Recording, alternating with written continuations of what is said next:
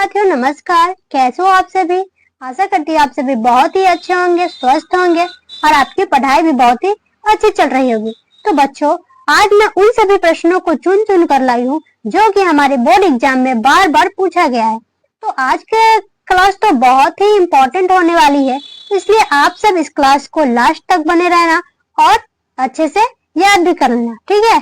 तो चलिए आज की क्लास को स्टार्ट करते हैं। हमारा पहला नंबर सवाल है, नूतन ब्रह्मचारी किसकी रचना है? ओम प्रकाश वाल्मीकि जी की है या नामवर सिंह की है या बालकृष्ण भट्ट की है या फिर मोहन राकेश की है? तो नूतन ब्रह्मचारी जो है वो बालकृष्ण भट्ट द्वारा लिखा गया है, तो ऑप्शन सी राइट आंसर हो जाएगा। चलिए आगे बढ़ते हैं। दूसरा नंबर सवाल दिया गया है, जयप्रकाश नारायण के बचपन का नाम क्या था? राहुल था या फिर बाउल था या आनंद था या गोविंद था? तो जयप्रकाश नारायण जी के बचपन का नाम वो था बाउल, ऑप्शन बी राइट आंसर हो जाएगा। चलिए आगे बढ़ते हैं। 3 नंबर सवाल है, बोनार शाह ने नर को क्या माना है? तो बोनार शाह ने नर को अरे माने है, ऑप्शन बी राइट आंसर हो जाएगा। अगला नंबर सवाल है, मालती के पति का नाम क्या था? अमेश्वर था या दानेश्वर था या रामेश्वर था या महेश्वर था? तो मालती का पति का जो नाम था वो नाम था महेश्वर, तो 3-4 का राइट आंसर हो जाएगा, ऑप्शन डी। चलिए अगला नंबर सवाल देखते हैं। कुलवीर सिंह और कुलतार सिंह भगत सिंह के कौन थे? मामा जी थे या काका थे या भाई थे या चाचा थे? तो कुलवीर सिंह और कुलतार सिंह भगत सिंह के भाई थे, ऑप्शन सी राइट आंसर हो जाएगा। और भगत सिंह का जन्म हुआ था 28 सितंबर 1907 को और फिर निधन हुआ था 8 अक्टूबर 1979 को। आप सब ये भी याद करना, ठीक है। चलिए आगे बढ़ते हैं। किस रचनाकार का कार्य क्षेत्र बिहार था? बालकृष्ण भट्ट जी के थे या मोहन राकेश के या जगदीश चंद्र माथुर या फिर ओम प्रकाश वाल्मीकि के?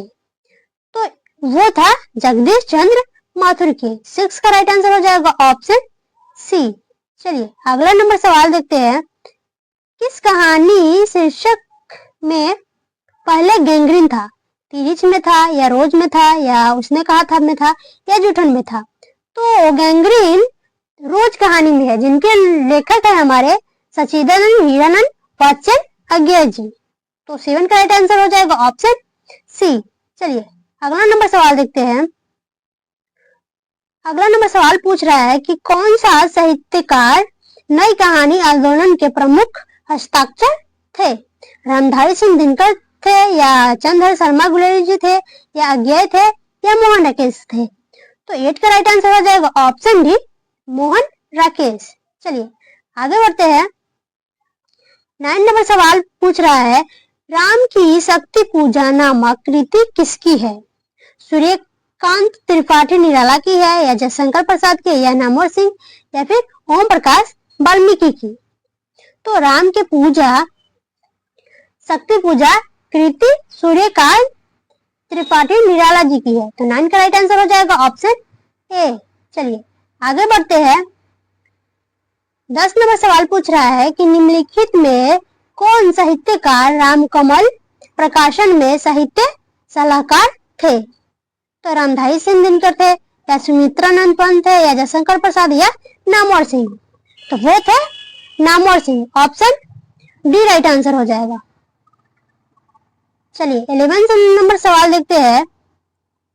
यहाँ पूछा जा रहा है, निम्नलिखित में किस रचनाकार के मेघदूत नामक नाट्य संस्था की स्थापना की? मलयज ने की थी या ओम प्रकाश वाल्मीकि या मोहन राकेश या फिर उदय प्रकाश? तो वो थे Om Prakash Valmiki, option B right answer हो जाएगा। चलिए अगला नंबर सवाल देखते हैं। जूठन शीर्षक आत्मकथा के लेखक भाइयों का नाम क्या था? तो क्या था वो था जसवीर और जनेसर, ऑप्शन बी राइट आंसर हो जाएगा। चलिए अगला नंबर सवाल देखते हैं। थानू किस कहानी का पात्र है? जूठन का है, रोज का है, उसने कहा था या तिरिच का है? तो थानू जो है वो है तिरिच का, ऑप्शन बी राइट आंसर हो जाएगा। चलिए अगला नंबर सवाल देखते हैं। निम्नलिखित में कौन सी रचना मलयज की नहीं है? इनमें से कौन सा रचना है जो मलयज की नहीं है? तो वो है अबूतर कबूतर। ऑप्शन बी राइट आंसर हो जाएगा। और इसके लेखक है उदय प्रकाश जी, ये भी याद रखना। चलिए अगला नंबर सवाल देखते हैं। दत्तात्रेय के दुख किसकी रचना है? जय कृष्णमूर्ति की है या अज्ञेय की है या उदय प्रकाश की या मलयज की? तो 15 का राइट आंसर हो जाएगा ऑप्शन सी उदय प्रकाश की। चलिए अगला नंबर सवाल देखते हैं। जय कृष्ण मूर्ति का जन्म किस राज्य में हुआ था? केरल में हुआ था या आंध्र प्रदेश में या उड़ीसा में या असम में?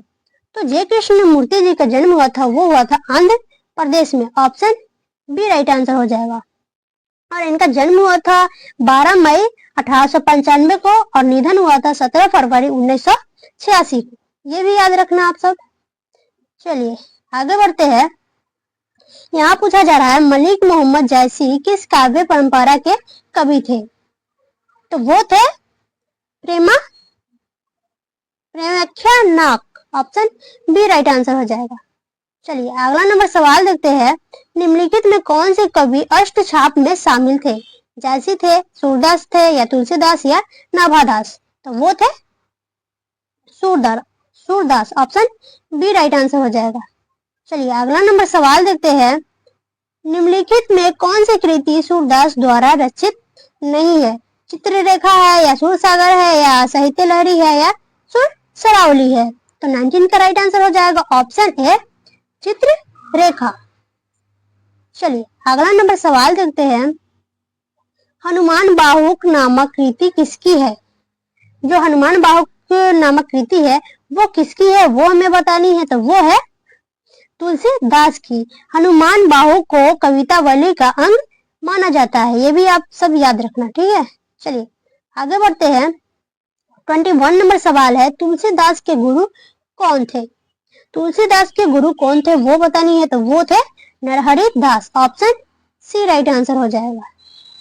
चलिए आगे बढ़ते हैं। निम्नलिखित में कौन कवि राम भक्त थे? रहीम थे या रसखान थे या फिर सूरदास थे या फिर नाभादास थे? तो राम भक्त वो थे Nabhadas. Option D right answer हो जाएगा। चलिए अगला नंबर सवाल देखते हैं। भूषण किस काल के कवि है? आदिकाल के है या भक्ति काल के है या रीति काल के है या फिर आधुनिक काल के है? तो भूषण जी जो है वो है रीति काल के। ऑप्शन सी राइट आंसर हो जाएगा। चलिए अगला नंबर सवाल देखते हैं। भूषण को कवि भूषण की उपाधि किसने दी? भूषण जो है भूषण की उपाधि किसने दी वो बतानी है। तो वो दिए थे राजा रुद्र शाह ने। ऑप्शन बी राइट आंसर हो जाएगा। चलिए अगला नंबर सवाल है। कविता लेखन का आरंभ जयशंकर प्रसाद ने किस भाषा में किया? तो वो किए थे ब्रज भाषा में। ऑप्शन ए राइट आंसर हो जाएगा। अगला नंबर है हिंदू नामक पत्रिका का प्रकाशन किसने किया? जयशंकर प्रसाद ने किया था या अंबिका प्रसाद ने या विनोद कुमार सुख ने या मुक्ति बोध ने? तो हिंदू नामक पत्रिका का प्रकाशन वो किए थे Jaishankar Prasad. Option A right answer हो जाएगा। और कब किए थे? तो 1909 से, ठीक है। चलिए अगला नंबर सवाल देखते हैं। निम्नलिखित में कौन सा रचना छत्रवादी की प्रतिनिधि रचना है? शिवराज भूषण का या पद्मावत या फिर रामचरितमानस या फिर कमायनी? तो वो है Kamayani. Option D right answer हो जाएगा। 28 नंबर सवाल है। स्वाधीनता संग्राम में सक्रिय भागीदारी किसकी थी? सुभद्रा कुमारी चौहान की थी या क्षमा शर्मा की थी या नसीरा शर्मा की या मैत्री पुष्पा की? तो वो था सुभद्रा कुमारी चौहान का। ऑप्शन ए राइट आंसर हो जाएगा। 29 नंबर सवाल है। शमशेर बहादुर सिंह की पत्नी का नाम क्या था? उषा देवी था या गीता देवी था या फिर धर्म देवी या कृष्णा देवी? तो शमशेर बहादुर सिंह की पत्नी का नाम था वो नाम था धर्म देवी। ऑप्शन सी राइट आंसर हो जाएगा। चलिए अगला नंबर सवाल है। कवि और शायर एक साथ निम्न में से कौन थे? तो वो थे Shamsher Bahadur Singh ji. Option A right answer हो जाएगा। आगे बढ़ते हैं। निम्नलिखित में कौन सी रचना गजानन माधव मुक्ति बोध की है? इसमें से कौन सी रचना है जो गजानन माधव मुक्ति बोध की है? तो ये है काठ की सपना, ऑप्शन डी राइट आंसर हो जाएगा। 32 नंबर सवाल है, हरचन्ना किसकी प्रतिनिधि है? आम आदमी की है या खास आदमी की या फिर शोषक आदमी की या फिर शासक आदमी की? तो ये है आम आदमी की, ऑप्शन ए राइट आंसर हो जाएगा।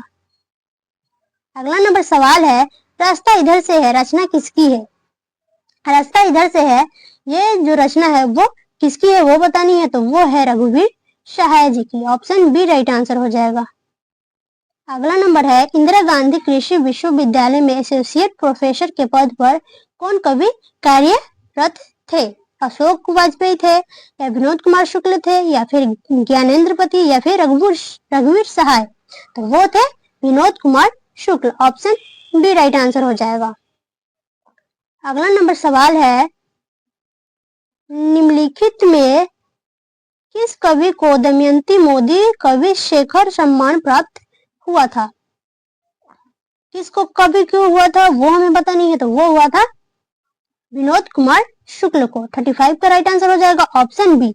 और कब हुआ था? तो 1997 में। चलिए आगे बढ़ते हैं। अगला नंबर सवाल है, विश्व बिहार लोक सेवा आयोग द्वारा चयनित होकर कारा अधीक्षक के पद पर किस कवि ने कार्य किया? अशोक वाजपेयी ने किया था या रघुवीर सहाय ने या ज्ञानेंद्र पति ने या फिर विनोद कुमार शुक्ल ने? तो वो किए थे ज्ञानेंद्र पति, ऑप्शन सी राइट आंसर हो जाएगा। अगला नंबर सवाल है, 1870 से 90 के बीच लगभग 300 कहानियां किसकी प्रकाशित हुई थी? तो वो हुआ था हेनरी लोपेज का। 37 का राइट आंसर हो जाएगा, ऑप्शन नहीं हेनरी लोपेज का नहीं, गाइडी मुसाफा का, ऑप्शन सी राइट आंसर हो जाएगा। अगला नंबर है, अफ्रीकी देश कांगो में किस लेखक का जन्म हुआ था? तो वो हुआ था हेनरी लोपेज का। 38 का राइट आंसर हो जाएगा, ऑप्शन बी। अगला नंबर है, मृत्यु के कुछ समय पहले स्मृति बहुत साफ हो जाती है, यह पंक्ति किस शीर्षक कहानी की है? तो रोज की है या तेईस की है या जूठन की है या फिर उसने कहा था कि है? तो ये पंक्ति जो है वो था उसने कहा था, ऑप्शन डी राइट आंसर हो जाएगा।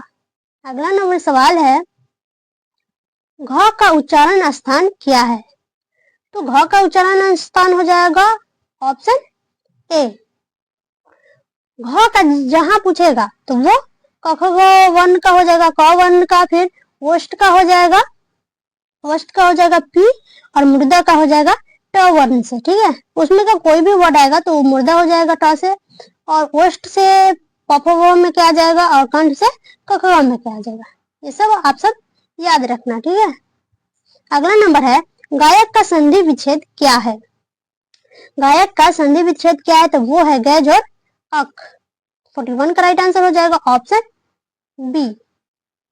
अगला नंबर है, नमक शब्द का विशेषण क्या है? नमक का हो जाएगा नमकीन, ऑप्शन बी राइट आंसर हो जाएगा। अगला नंबर है, सरोवर शब्द का संधि विच्छेद क्या है? तो सरोवर का हो जाएगा सरोज वर, ऑप्शन डी राइट आंसर हो जाएगा। आगे बढ़ते हैं, निम्नलिखित में कौन शब्द द्वंद्व समास का उदाहरण है? तो वो है Shiva Parvati, option A right answer हो जाएगा। अगला नंबर है, पसेरी शब्द में कौन सा समास है? जो ये पसेरी शब्द है उसमें कौन सा समास है वो बतानी है, तो वो है द्विगु, ऑप्शन सी राइट आंसर हो जाएगा। अगला नंबर है, विराम शब्द में उपसर्ग क्या है? विराम में उपसर्ग क्या है? तो वो है वी, ऑप्शन बी राइट आंसर हो जाएगा। अगला नंबर है, अपसय शब्द में उपसर्ग क्या है? तो वो है अप, ऑप्शन सी राइट आंसर हो जाएगा। अगला नंबर है, लड़ाई शब्द में कौन सा प्रत्यय है? तो वो है आई, ऑप्शन बी राइट आंसर हो जाएगा। अगला नंबर है, हिंदी में कुल कितने लिंग होते हैं? तो वो होते हैं 2, स्त्रीलिंग और पुल्लिंग। आज का लास्ट सवाल है, हिंदी में कुल कितने सर्वनाम होते हैं? तो वो होते हैं 11। चलिए आज की क्लास में इतना ही, फिर मिलते हैं अगले क्लास में। अगर आप सबको क्लास अच्छा लगा हो तो लाइक करना, और चैनल पे नए हो तो सब्सक्राइब करना। चलिए फिर मिलते हैं अगले क्लास में, तब तक के लिए बाय।